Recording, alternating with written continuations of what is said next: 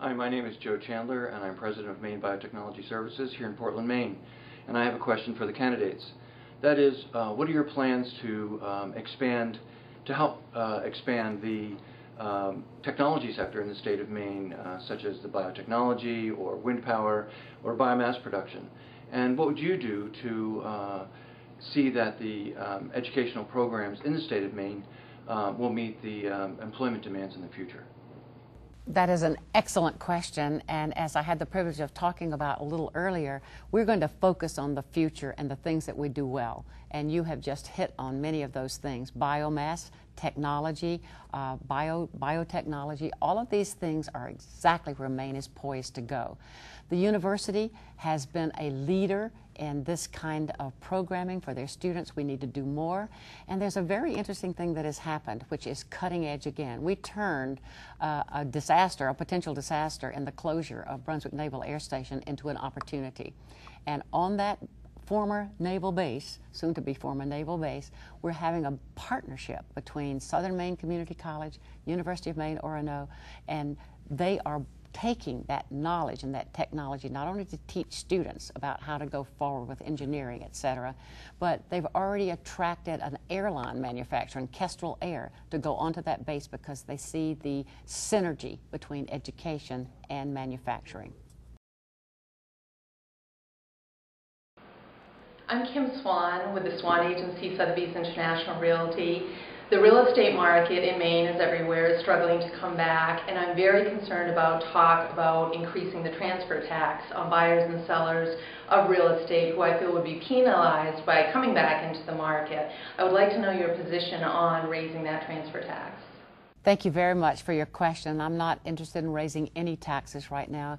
Maine is recovering from a very serious recession. I think as you know, we balanced our budget this past session and we did not raise broad-based taxes. As a former director of Maine State Housing Finance Agency, I know exactly how important the housing market is to our base of our economy. So I'm hoping that we can grow enough jobs that people can afford to buy those homes, stay in those homes, and we can get out of this very difficult time. So I applaud the efforts of the people who are in the real estate business, because I know how tough it has been for all of you as well. But owning a home and having a decent home is very important. We want to make sure that we're getting them all weatherized, however, to make sure the energy costs are down.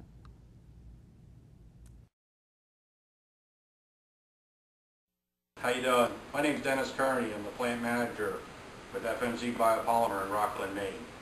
FMC Corporation is a major chemical corporation. We're very diverse, and I work in the specialty chemicals group. Here in Rockland, we are a carrageenan manufacturer, so we take seaweed and we extract carrageenan, and it's really a food ingredient. My question for you is, we work hard every day here in Maine to control our costs. Everything that we can control, we do. But the one thing that we cannot control is regulation. So specifically, what will you do as governor to help control our costs? First of all, thank you for being on the cutting edge of innovation, and I have been reading about this seaweed manufacturing process that you're involved in.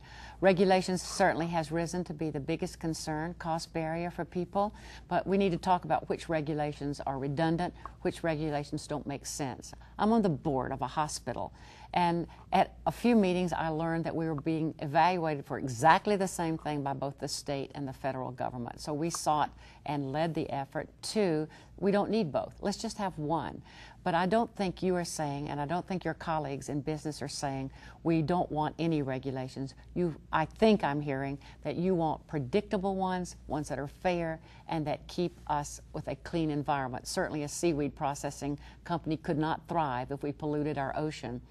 So I know that's not what you're saying. So we have to refine our discussion. And also, earlier I was talking about making sure that there's a business advocate who would be hearing this and helping you, even if there are regulations that are there that are important to all of us, but to help you get through those in a timely manner. So I would see being a partner with business and keeping our environment clean, our quality of place good, and making Maine very successful and welcoming to business with the right mix of regulations. I'm Mitchell Tomashow. I'm the president of Unity College. We're trying to train a new generation of sustainability leadership. One of the things that's very interesting about Maine higher education is that we have many colleges and universities in the state that are all behind this orientation. I'm wondering what you would do to contribute to getting Mainers back to work, using sustainable solutions as a guide, green economics as an approach, and making sure that we train a workforce that's vital for 21st century needs, taking care of the concerns of both the economy and the environment. I believe sustainability totally, because I want to educate people, as we all do, for the jobs of the future. And I think a lot of things are going to be locally grown. Entrepreneurs are going to be creating jobs. We're going to grow more of our own food. We talked earlier today, you and I, offset, about the growing downtown movement in Mid-Coast, Damariscotta, the downtown storefronts coming back with local businesses, raising of the oysters. And so I think this sustainability issue is key. However, the kinds of there are 4,000 people waiting at the community college door right now for lack of capacity.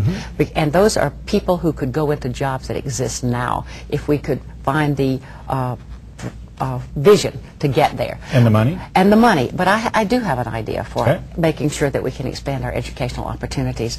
The state of Maine has a liquor contract.